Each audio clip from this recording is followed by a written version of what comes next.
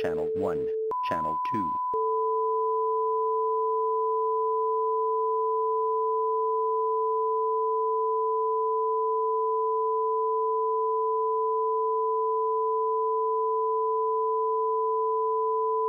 Channel 1, Channel 2,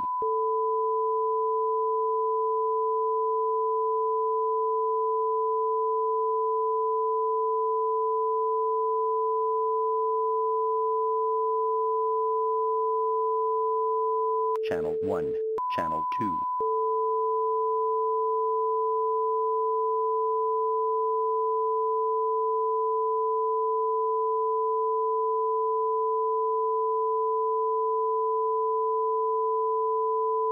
Channel 1, Channel 2.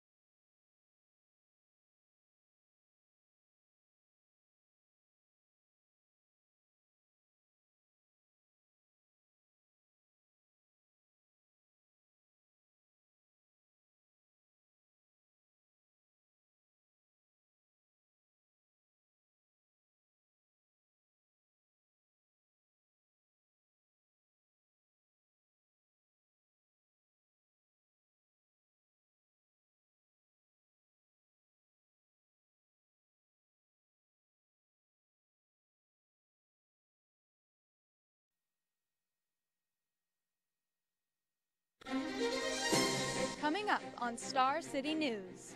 The hunt continues for the person sending packages containing pipe bombs to prominent public figures and officials. The FBI says it's intercepted 10 explosives already.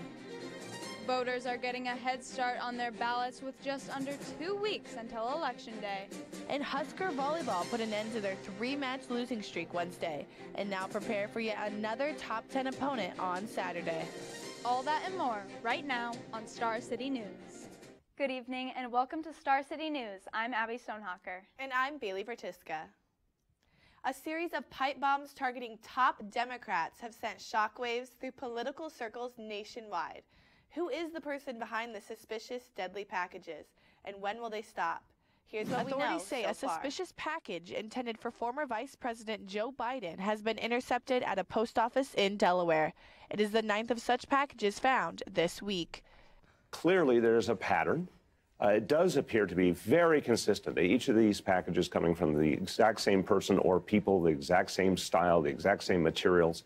We have every reason to believe there might be some more. Earlier Thursday, police said they were called about one addressed to actor Robert De Niro. De Niro received a standing ovation at the Tony Awards in New York in June for a speech criticizing the president. On Monday, a package targeting billionaire investor George Soros was found in a mailbox. Then Tuesday, 2 intended for Hillary Clinton and Barack Obama were discovered. Luckily, none of the packages detonated. According to CNN, the packages had the return address of Debbie Wasserman Schultz's office in Sunrise, Florida, a South Florida congresswoman and a Democratic Party icon. President Trump has since condemned the attacks. We want all sides to come together in peace and harmony. We can do it. We can do it. Law enforcement says they are treating the bombs as acts of domestic terrorism. The FBI says it's possible additional packages are still out there. They're encouraging the public to remain vigilant and report anything suspicious. In other news, midterm elections are 12 days away and thousands of Lincoln voters are already casting their votes. Star City's own Scott Ayers is live in the newsroom with more. Scott?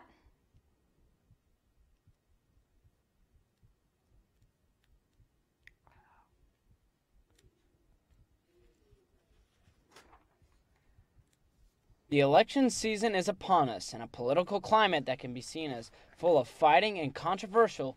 David Shively says one thing is certain: the number of registered voters has gone up. We have seen an increase in early voting and interest in early voting. In fact, the numbers this year are well over what we saw in the last midterm election. We're already, with 2 weeks to go, over 31,000. So those numbers have really grown. Political Science Department Chair Kevin Smith says there is one simple reason for the increase of voter registration. The short answer is Trump. Smith talked more about the effects of Trump. Effectively, Trump has nationalized elections, and that has motivated people across the ideological and partisan spectrum to try and get out and vote. With the large increase in voter registration and early voting, the hours working at the election center can take a toll on Shively and his staff. It certainly has required some additional time here at the office, some overtime for some staff. We're working some weekends, we're working later in the evenings. Still, with everything that is going on in the state of Nebraska, Smith says that Nebraska is likely to stay a red state. And after 2016, where several experts' predictions were well off the mark of who would win the presidential election, Smith says he's holding off his prediction on outcomes for now. I'm certainly not going to crawl out on a limb, gaze into my crystal ball, and say it will be different. For Star City News, I'm Scott Ayers. Lincoln Fire and Rescue crews are now using a new drug in the midst of a nationwide opioid epidemic. They are using it to save the lives of people who are overdosing. Our very own Aaron Hunter has more on the story. Heroin and other opioids are taking over communities across the country.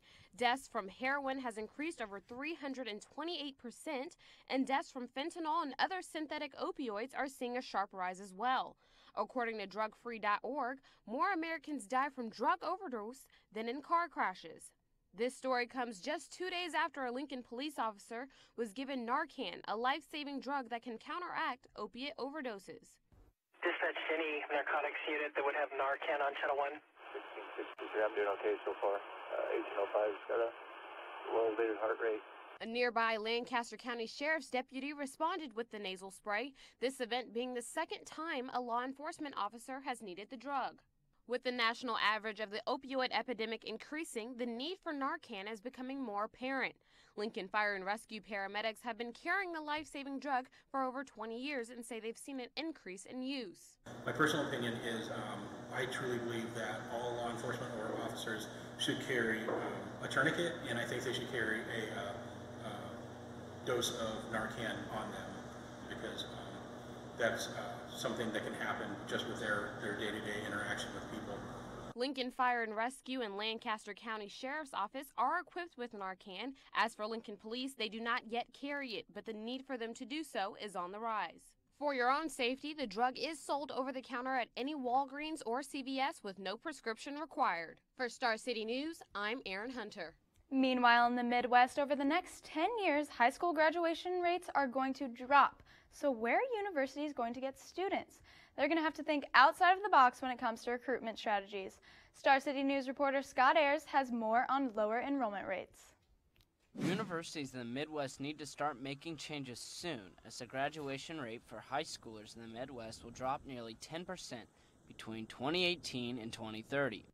Enrollment at many universities like UNL and Iowa State dropped. Nebraska dropped 1% from last year. Meanwhile, Chadron State and Concordia have had massive drops of enrollment, with Concordia dropping 10.5% in a year. The three biggest questions are: how will these Midwest universities recruit the homegrown high school students? How will they reach those outside the Midwest? And what needs to be done in order to keep the schools prosperous? There is a fear that some universities could shut down if their enrollment continues to drop. Well, Abby, unfortunately, that beautiful sunshine that we've been fortunate enough to bask in the past week is hiding behind the clouds today. That's right, Bailey. I am already tired of this rainy weather. Braylee Gilbert will be giving us a first look at the weather. What do you think, Braylee? Will we be seeing the sun anytime soon? Thanks, Bailey. We may see a glimpse of the sun tomorrow, but for now, those rain jackets and umbrellas are definitely needed. It's currently 51 degrees outside, and the rain should stop around 10 p.m. Tomorrow, we'll see a high of 67, so warmer temps are on the way. We'll take a look at your weekly forecast coming up. Still to come on Star City News. Lincoln police detailed evidence today from a 2017 house explosion that was declared a murder-suicide. The deaths and destruction felt by a Southeast Lincoln neighborhood has impacted many in our community. Hundreds of U.S. troops are headed to the Mexican border to deal with a migrant caravan containing over 7,000 migrants with the goal of crossing into America. All that and more on the other side of the break.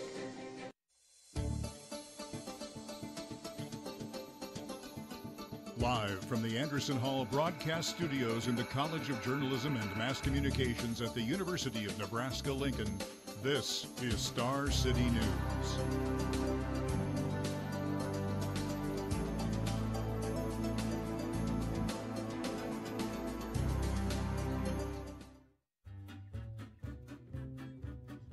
There's lots to see and do at the University of Nebraska State Museum. Be sure to visit our new temporary exhibit, The Museum Builders, which explores the history that led to the building of the University of Nebraska State Museum. Accompanying this is also an escape room, which features the history of fossil collecting in Nebraska. For more info, visit museum.unl.edu. Since 1990, the Mary Ritma Ross Media Arts Center has served the University of Nebraska-Lincoln with independent film from across the country. With live theater broadcasts, Q&A sessions, and local film festivals, the Ross offers exclusive events year-round. So drop in, grab some popcorn, and watch some of the finest comedies, documentaries, or thrillers. For any movie genre you prefer, the Ross has got it covered.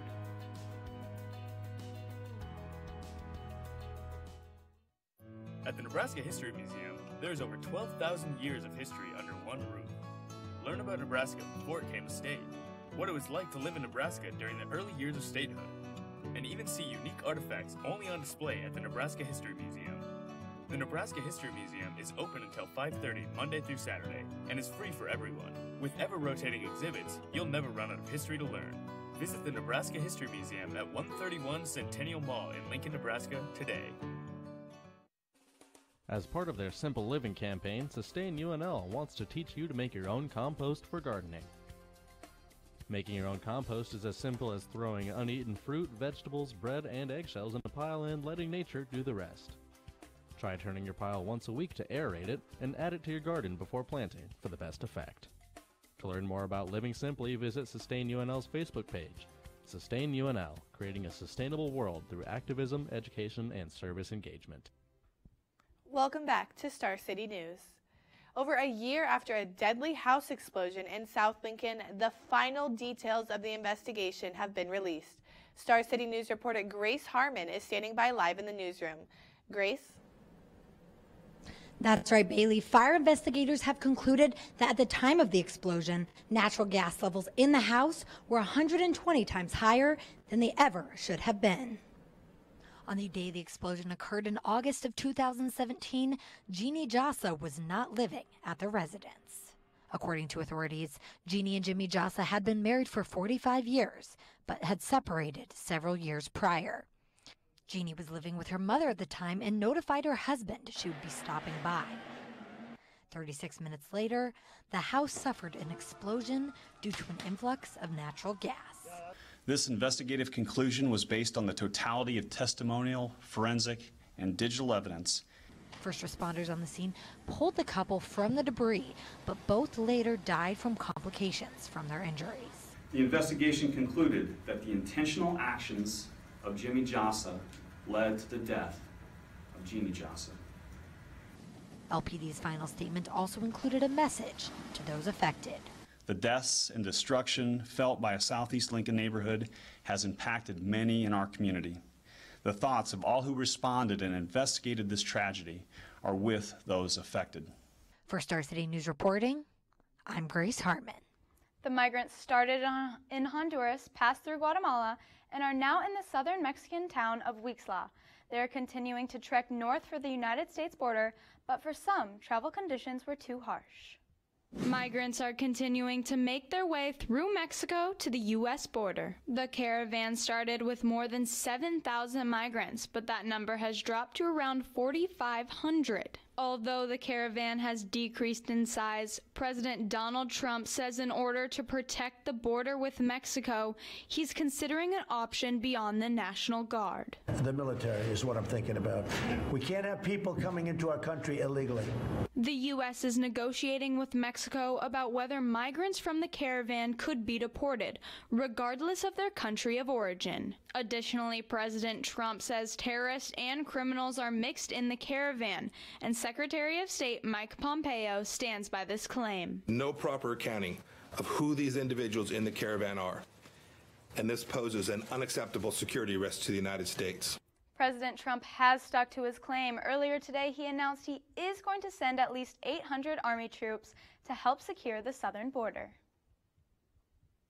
This alternative crop is catching the eye of University of Nebraska-Lincoln researchers.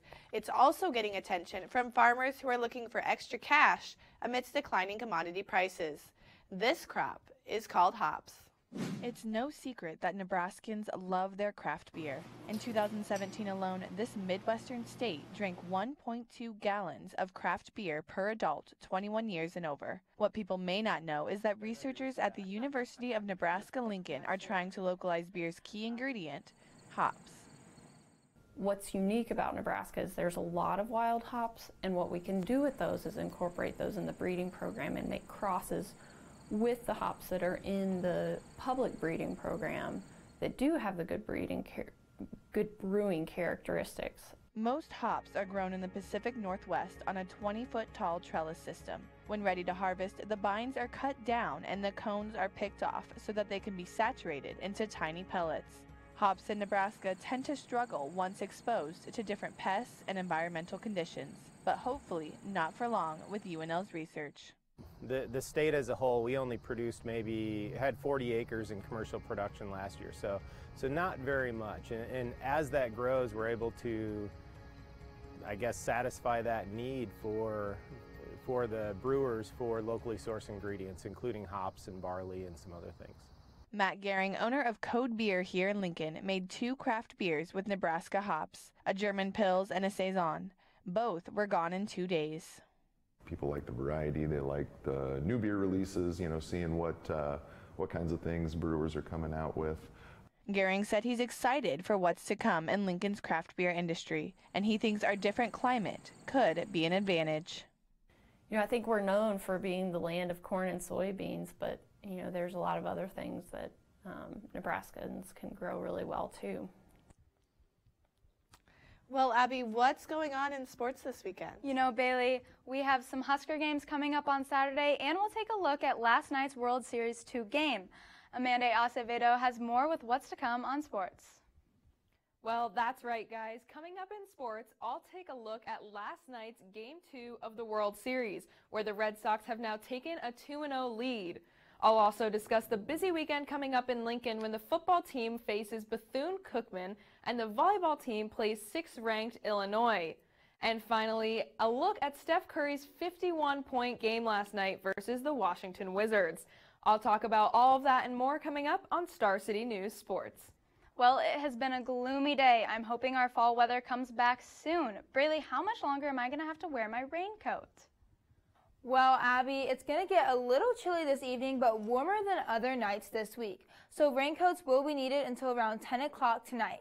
Temperatures will reach a low of 44, and tomorrow morning it'll be cloudy, but the sunshine will come through in the afternoon, bringing temperatures to 67 degrees. I'll have a full look at the week's weather coming up soon, but for now, I'll send it back to the desk. Coming up on Star City News, Amanda Acevedo will return with more on sports. But first, Braylee Gilbert will give us the rest of her full weather report and what's in store for the weekend. You're watching Star City News. We understand. Sometimes you need to stay late on campus. We also understand crime rates are higher at night. That's why UNL is taking care of their students by offering the Husker Safe Walk. It's a free walk-in escort service that can be requested at any time while on campus by calling 402-472-2222. Call 402-472-2222 if you feel unsafe or would like to request a Husker Safe Walk. Libraries are more than just books. The Bennett Martin Public Library is a place for the whole community to take a break and read, or use technology. It's especially a place for our children to play, learn, and read. We offer spaces that help children learn to read and then love to read. Family story times and summer reading programs help establish the reading habit. Please support libraries as they help children grow into lifelong readers and learners. For more information, please visit lincolnlibraries.org.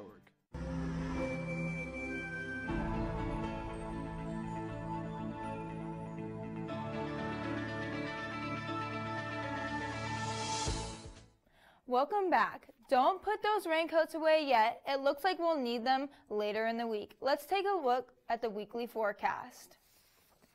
Tomorrow morning it will be cloudy in the morning with temperatures around 45 degrees, but will warm up to 67 degrees when the sun comes out in the afternoon. Game day weather is looking pretty nice for the Husker home game.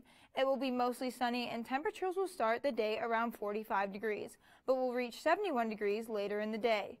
Sunday will be a sun-filled day with a low of 37 and high of 61. Monday will continue with the sun being mostly sunny with a few scattered clouds. Temperatures will reach a high of 66 and a low of 45 degrees.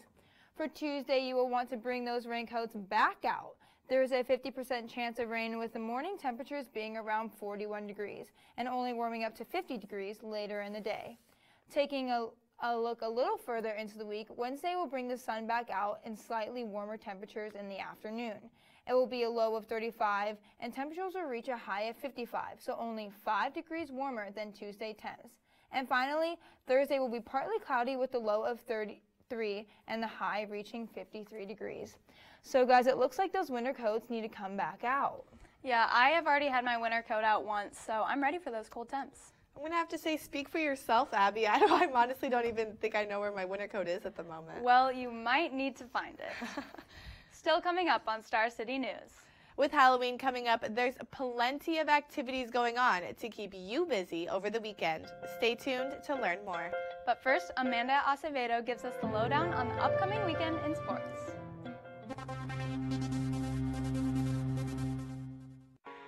If you're feeling hopeless, depressed, or suicidal, you're not alone. If you think that your life isn't worth living, then you need a second opinion. Local trained counselors right here in Lincoln are here for you.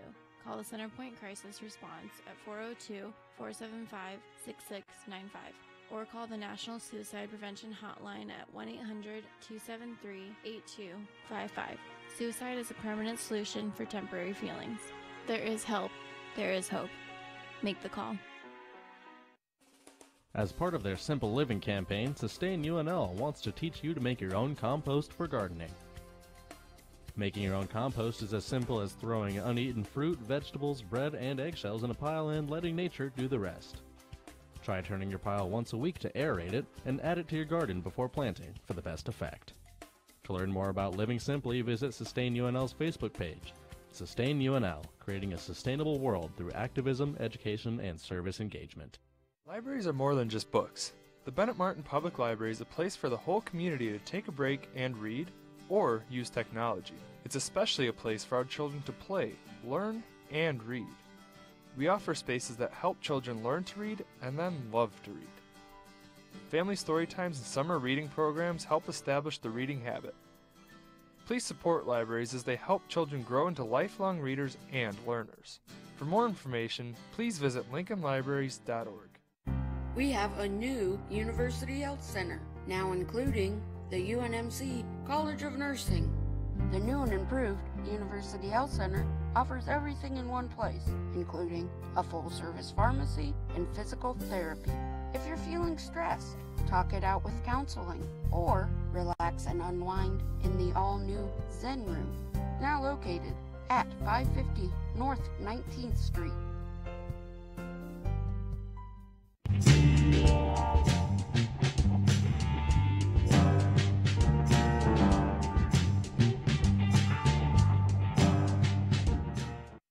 Welcome back to Star City News. I'm Amanda Acevedo.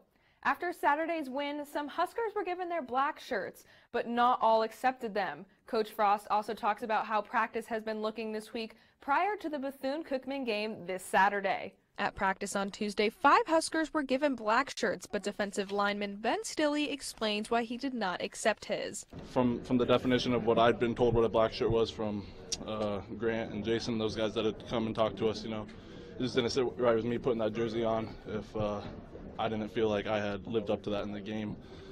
So it definitely wanted to be something, I earned.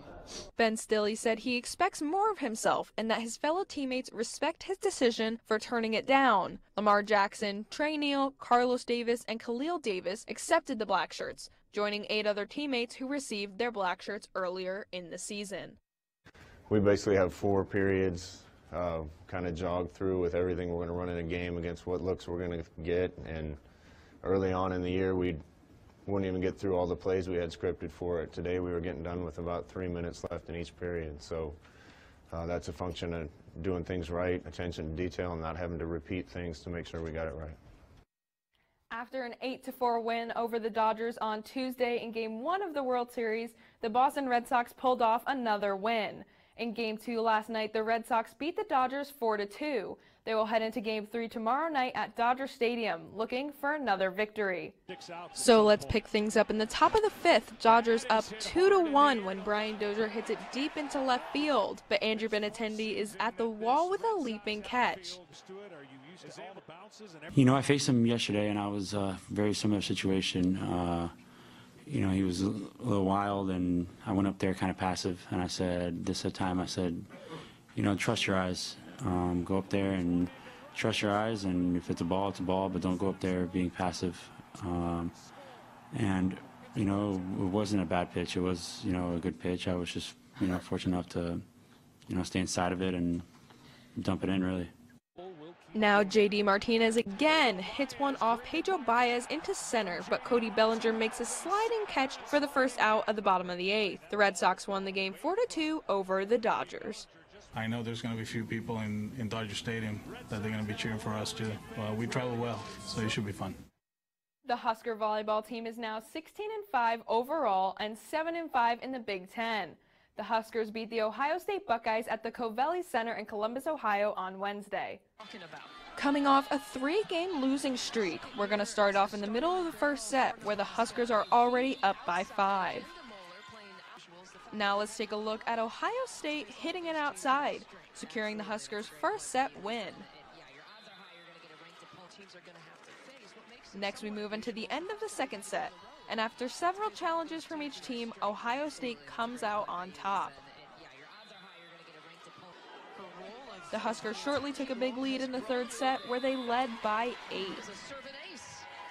Now moving into the third set where we see Kenzie Maloney, who sets it up to Michaela Fecky and hits it over the net, putting the Huskers up 2-1 over Ohio State.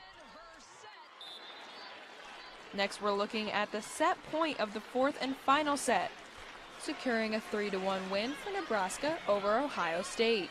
This is their first win against a Big Ten team on the road over the last 3 games. So you may have heard a thing or two about Steph Curry and the Warriors, who played the Washington Wizards last night. Starting off the game, the Warriors receive the ball and Durant gets the pass from Draymond Green to make the score 7-4. Then Steph Curry hits a deep 3, making an 11-point run within the last minute and a half. With only seconds left in the half, Curry passes to Durant, who hits a 2-point shot.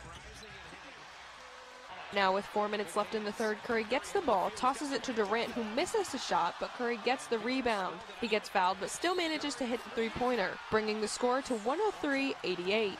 Following a 3 by Beal, Steph Curry answers with another deep 3. And just another minute later, Curry gets the ball again, runs up the middle, and yeah, he hits another 3. The Warriors beat the Wizards 144-122. Kevin Durant ended the game with 30 points, while Steph Curry had a total of 51, making 11 for 16 3-pointers. He nearly tied his record high of 54 points in a game, which was against the New York Knicks back in February of 2013. And speaking of the Knicks, the Warriors play them tomorrow at 6:30 p.m. at Madison Square Garden. Lincoln will be busy on Saturday with both football and volleyball playing in town. The football game versus Bethune-Cookman begins at 11 a.m. and the volleyball match begins at 7 p.m. versus the Illinois Fighting Illini. Then we'll head over to Dodger Stadium in Los Angeles, where the Dodgers will look to get a win up on the board in Game 3 of the World Series. That game is set to begin tomorrow night at 7:09 p.m. on Fox. And finally tonight we have some Thursday night football. The Miami Dolphins face the Houston Texans. Both currently have 4-3 records, and the game begins at 7 p.m. and will be broadcast on Fox. Well, that'll do it for sports. Stick around, plenty more still to come on Star City News.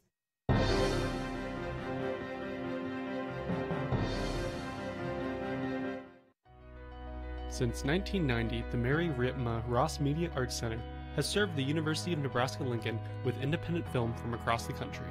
With live theater broadcasts, Q&A sessions, and local film festivals, the Ross offers exclusive events year-round.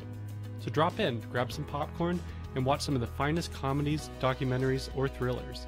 For any movie genre you prefer, the Ross has got it covered.